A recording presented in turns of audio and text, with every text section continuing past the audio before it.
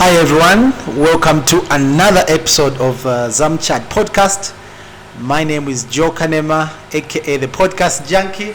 And my name is Bright Mulenga, aka the guy behind the camera.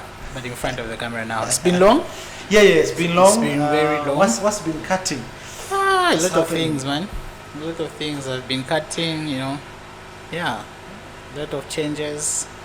Yeah, growth. Yeah. So what's been happening with you? Yeah, for me, I think I've just been busy. Obviously, it's just work. Obviously, on the professional side, a lot to do with the Pharmaceutical Society of Zambia. We've been obviously designing the strategic plan for the society. Obviously, the FAMD curriculum that we've been trying to design. Trying to design a FAMD curriculum.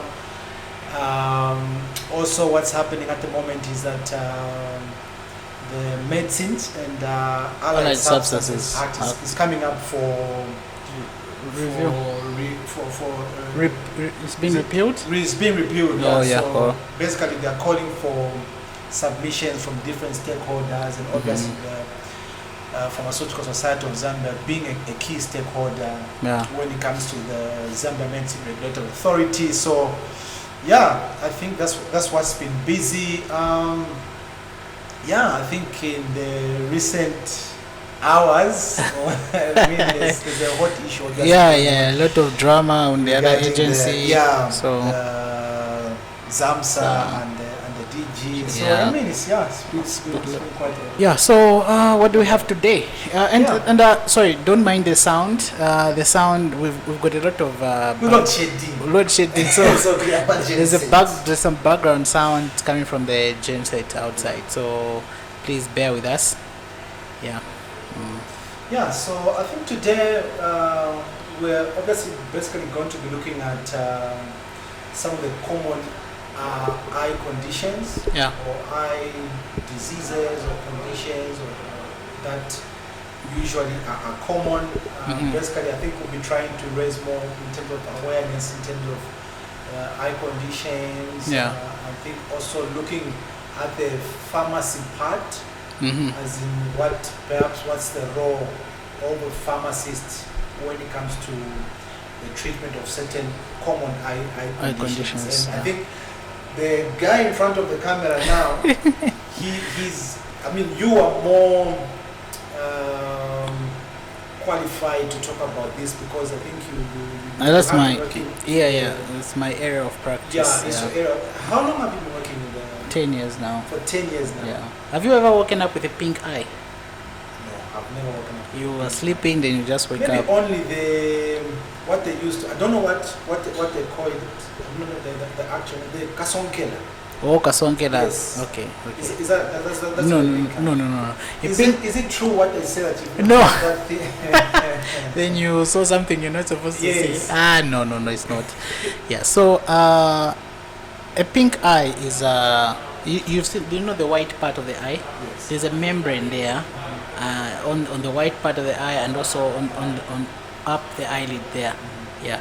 So there's that part is called the conjunctiva.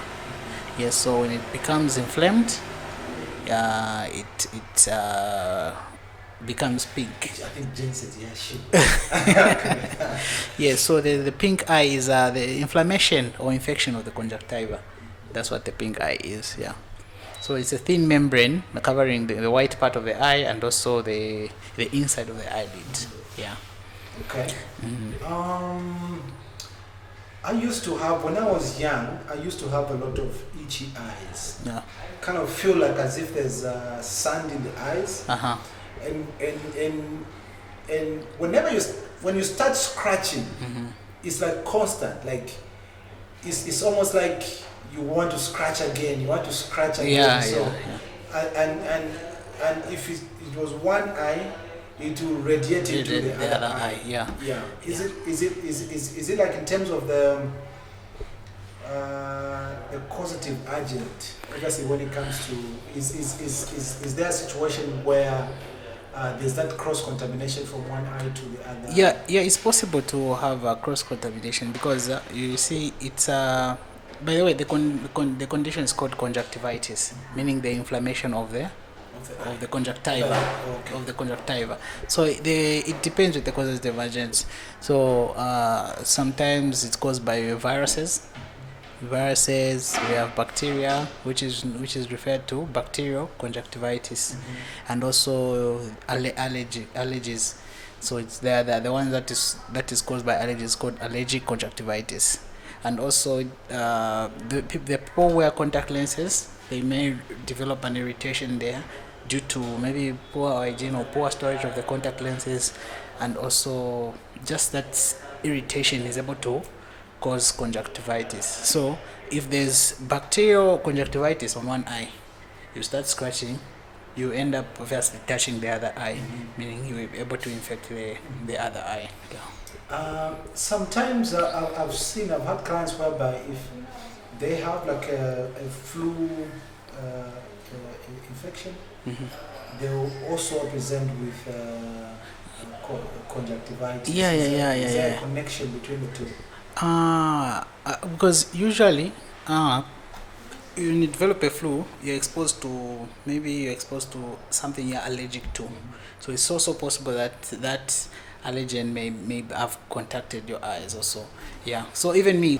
Yeah. So I mean, having talked about different causes of conjunctivitis, such as bacteria, viral, or allergy. What are some of the symptoms that come with conjunctivitis? So in the symptoms is obviously the redness of the eyes, which shows inflammation.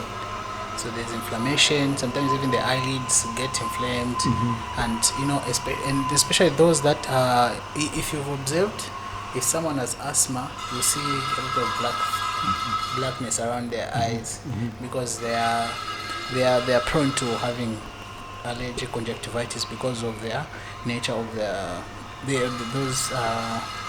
antibodies that cause asthma. So most of them are prone to having asthma and also eczema. Yeah. So there are those that are very sensitive to these allergens, where just a small exposure or just a small, even perfumes, people are allergic to perfumes. Yeah. So most of I don't do well with strong perfumes. Oh. Yeah. Okay. I don't do well with strong perfumes. I think also even itchy eyes, or gritty eyes is one of the it's one of the symptoms, and also blurred vision, because most of the if in chronic conditions the allergic reaction is able to cross the limbus. The limbus is a space between the cornea and the conjunctiva this side. So they're able to when in chronic cases there are situations where it affects the cornea, so vision is impaired there. In terms of prevention, when it comes to conjunctivitis, how can an individual prevent, say, conjunctivitis? What's the best way to prevent prevention is practicing good hygiene, obviously, washing your hands whenever you touch anything, like whenever you want to start eating, or just wash good hygiene, and also identifying your triggers. What triggers the reaction of that causes allergic conjunctivitis. Yeah. And also avoid sharing personal items. Yeah, there's certain items that you can't share. Then also using clean contact lenses. For those that wear contact lenses, make sure you store them in appropriate solution that is prescribed by the optometrist. And also avoid rubbing your eyes. And also when what's funny is whenever someone has allergic conjunctivitis, you tell them not to rub, but it's hard not to rub. It's hard not to rub. Yeah, that's what I was saying. When I was young, because when you start rubbing, when you start rubbing your eyes, it's almost like there's that feeling or that want to always continue rubbing and always scratching. So, and then you find your eyes become so red, you know. And conjunctivitis is also common in babies. I remember when my second born was born, they did put some antibiotic eye ointment. At that time I didn't know what the eye ointment, the antibiotic eye ointment was using. They were using it for. But then later on I realized sometimes it could be able to prevent conjunctivitis. Because especially the eye ointment, obviously maybe there was an infection there. So because there are times where you wake up and your eyes have discharge. You find a lot of discharge around the eye. So when there's that thing they call manongo. I'm not sure the right. Is it mandongo? Amanongo in Bemba, yes. In Nyanja is mandongo. When you wake up in the morning, all of a sudden you realize you have a discharge. Yes. Is that conjunctivitis or that's different? There's normal discharge. There's normal discharge that way when you sleep. When you wake up, you have some whitish crust on your eyes. But when it's conjunctivitis, you know, because it's a lot. It comes out a lot. This infectious discharge, it's different from the normal amanongo. Because it becomes too much when there's an infection there. So you see a lot of discharge around the eye, and if it's not treated, it starts turning to your eyes become too red. You'll just be tearing with a lot of discharge. So that's bacterial conjunctivitis. Okay, so in terms of risk factors that can predispose someone to having conjunctivitis, what are some of the risk factors? Obviously, in most cases, when it comes to most diseases, age is always a number, especially for older people. Does it only mostly occur in older people or even any other person? No, this one occurs in any other person. So some of the risk factors is obviously exposure to something that you're allergic to, and also exposure to infection. For example, you are just changing the baby's diaper. Maybe you touch some poop there, then you forget to wash your hands, and you just, because there's obviously in the fecal matter. The fecal matter, there's bacteria. Yes, so you touch your eyes, all of a sudden you have conjunctivitis. And also swimming pools. Those swimming pools that are not properly treated, you find there's a higher risk of people having that, because at the time my kids had gone to a swimming pool. They were swimming. Then the following day, one of them developed that. After a day, the other one also developed.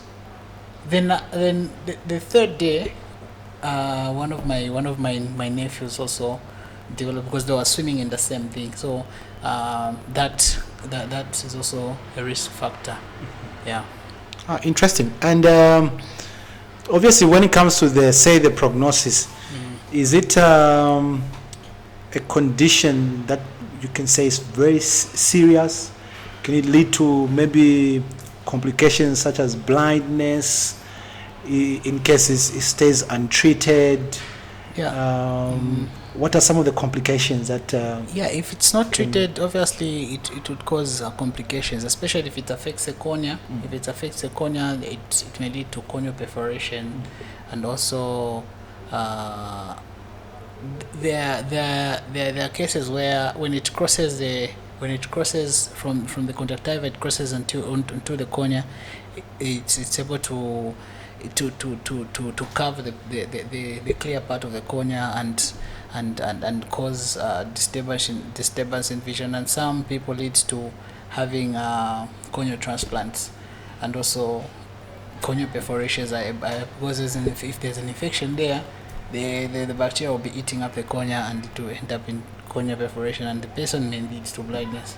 The person may lead to being blind. Yeah. Okay. Coming now to like the part of maybe the part of the pharmacist when it comes to the treatment of conjunctivitis. Yeah. What are some of the medications that we use? So for those that are caused by viral infection by viruses, sorry. Most of them it's because most viruses are self-limiting, so the condition just goes away on its own. But you have to treat the symptoms because the patient would not be comfortable, because they'll be experiencing itchiness, and also just those irritations in the air. So, and depending on the cause also, you like I said, depending on the cause, if it's bacterial, you have to treat with antibiotics. And how do you know that it's bacterial?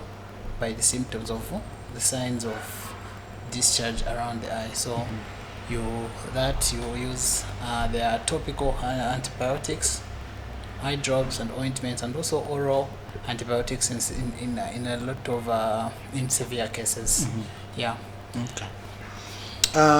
And also sorry, just in addition, there are times that you give this antibiotic, the patient is not responding. You give another antibiotic, the patient is not responding. So you end up doing cultures just to find which antibiotic is sensitive to which is sensitive to the bacteria. Yeah. Okay. Obviously, I think another key thing to talk about is maybe when we're talking about the treatment or medications that we use in the eye conditions. Obviously, I think it would be nice for us to talk about maybe how to use these particular drugs, how to store them. I understand that sometimes people do not really understand properly how to use eye drops, for instance. Even in terms of storage, I had a friend who contacted me and she was saying, I want to use this eye drop. It's been in the fridge for like 3 months. We opened it, but the baby never finished using it. So is it still safe? Can we still use it even though we opened it 3 months ago? And I think some of the things that are important. No, it's not safe. When you open an eye drop, you have to use it within 30 days. Within 30 days, after 30 days, it's prone to contamination. So you don't have to use it. Yeah. And also the storage, obviously there are those that you'll be instructed to store in the fridge, and those that are supposed to be stored in a cool, dry place and are also away from children. Yeah. Yeah. And also I didn't mention on the treatment, I didn't mention about the anti-allergies.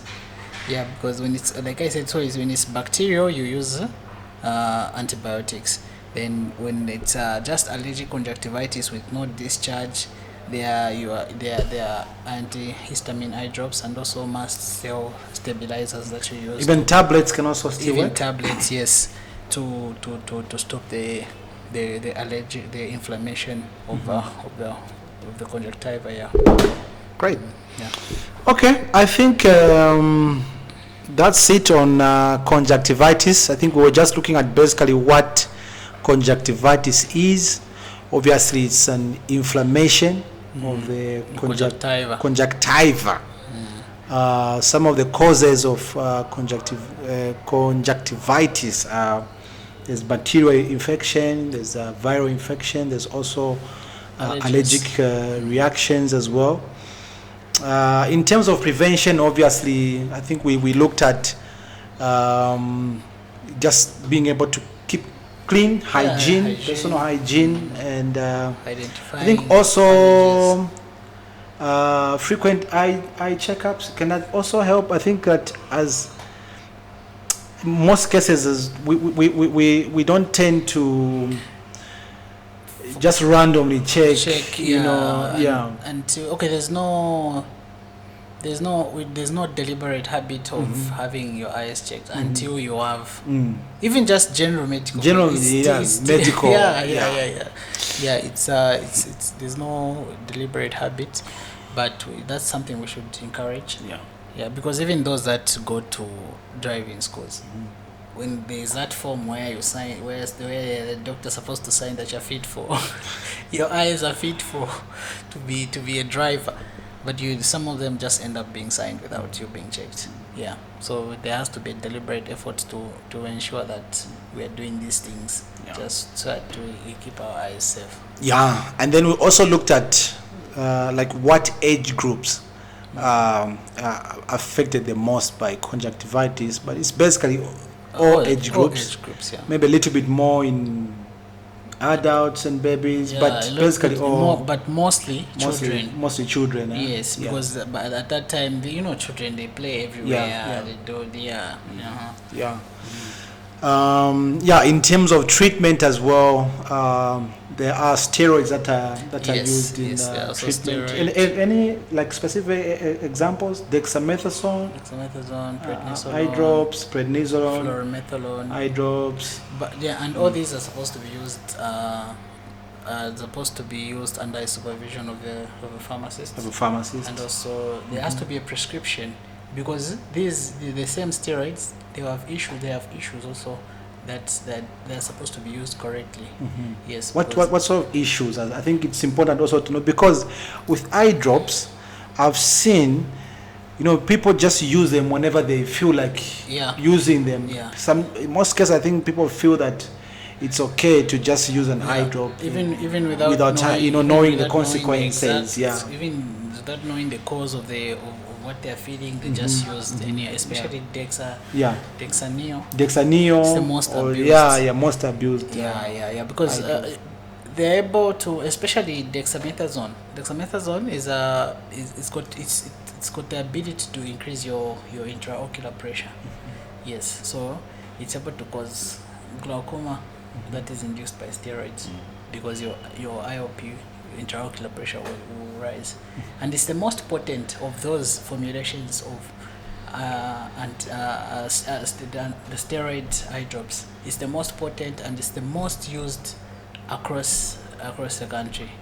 It's the most used. So when it's not used correctly, it's able to cause high intraocular pressure, and it can also cause cataracts, because it will be able to destabilize the proteins that are on the lens, and also leading to cataracts. All right, great. And then I think also looked at some of the issues or guidance that you have to follow, especially when you have been prescribed eye drops, and you go home and maybe you're using them on a baby, or even specifically on yourself. An eye drop, once you open it, has to be used within 30 days. Beyond 30 days, it's risky, because it could be prone to microbial contamination. Exactly. Because obviously the eye is sterile, and you don't want to contaminate the eye again. So it's always important to note that. In terms of storage as well, store in a cool. In terms of use as well, is to store the medication in a cool and dry place. There are specifics in terms of what you can put in the fridge, for instance, or just what you can store, maybe just normal room temperature.